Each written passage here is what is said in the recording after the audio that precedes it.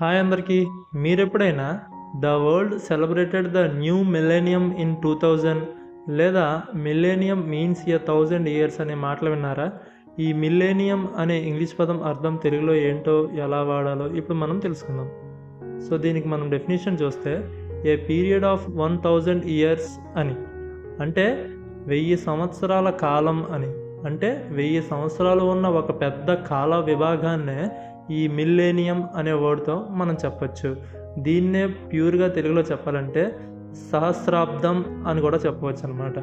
So దీనికి మనం example చూసుకుంటే the new millennium started in 2001, అంటే కొత్త సహస్రాబ్ది 2001లో ప్రారంభమైంది అని అర్థం. వీడియో నచ్చితే లైక్ చేయండి. ఈ వీడియో ఎవరికైనా యూజ్ అవుతుంది అనుకుంటే వాళ్ళకి షేర్ చేయండి. వీలైతే ఛానల్ని సబ్స్క్రైబ్ చేసుకోండి.